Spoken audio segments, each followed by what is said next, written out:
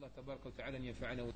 هو معروف وغني عن التعريف خاصة عند طلبة العلم نقول، وهو من مشايخنا الأفاضل الذي عندنا معهم تقريبا ما يقارب 18 سنة، يعني ما يقارب العقدين من الزمن، ونحن نطلب عليه العلم. نسأل الله ينفعنا بعلمه وينفع بكل فخر بالشيخ، مو بنا نحن، أنه والله يحصل لكم الشرف والبشرى أنكم تجلسون بين يديه، والحمد لله هو موجود بيننا لأنه لا يريد المدح.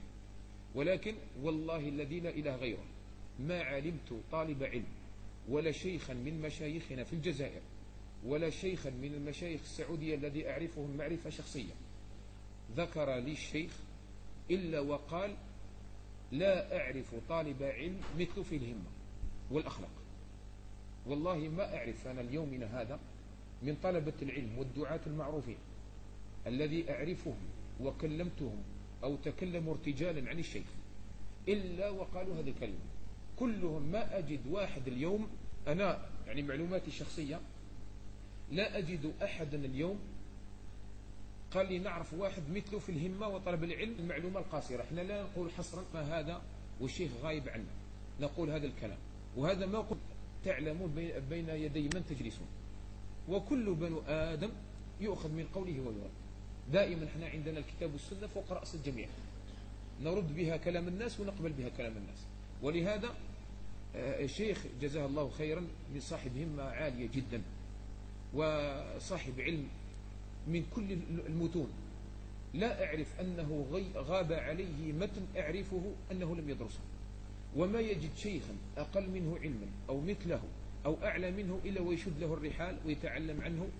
وقد عرف بالمواظبة، حتى إن بعض المشايخ درس عندهم في المدينة ويذهب عندهم للبيوت، والله هو ما يجيهم الملل هو ما يأتيه الملل، وكلهم من درس عندهم يشهدون له بأنه متميز عن كل المشايخ الموجودين الذين درس هو عندهم كلهم، وهم لا يحصن، هم لا يحصن. والله نبقى نسرد مشايخ اليومنا هذا، يعني في اليوم هذا لو يصل علينا المغرب ربما لا نحصيهم.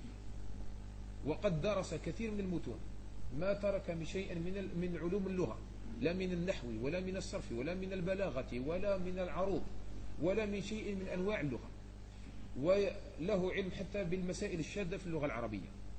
وأما الحديث فحديث ولا حرج. معظم الرجال الذين يسمون عنده يعرف تراجمهم ودرجتهم.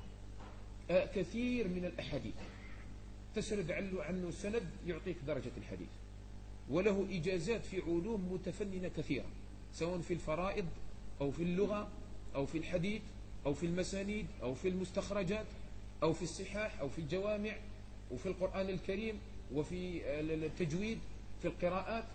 له يعني شيء عظيم يعني في الهمة وفي الطلب.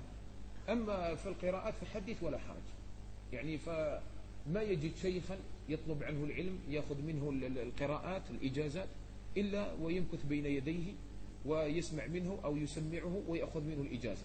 له في الجزرية بروايتين، له في الحديث، له أمور عظيمة، ونحن ما زلنا ندرس عنده إلى يومنا هذا، نلتزم معه في 5 متون تقريبا في الأسبوع. عندنا متون معه بديناها منذ سنة 12 سنة اليومنا هذا ما زلنا مواظبين معه كل أحد، بغض النظر ما كان يدرسنا من قبل، من سنة تقريبا 92 تقريبا أو 93 94 راهي تقريبا 20 سنة إلى يومنا هذا، وما زلنا نستفيد منه. والله نجد منه من المواقف والأداب الأمر العجيب، ونسأل الله تبارك وتعالى أن يجعلنا مثله أو خير منه جميعا إن شاء الله. فهذا مما يطلبه الإنسان.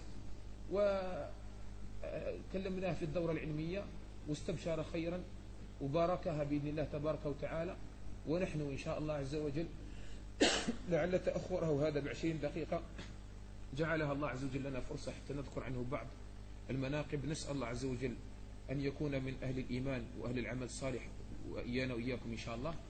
هذا ما نعرفه عنه، والله سبحانه وتعالى حسيبه، ولا نزكي على الله أحدا، وما شهدنا إلا بما علمنا وما كنا للغيب حافظين.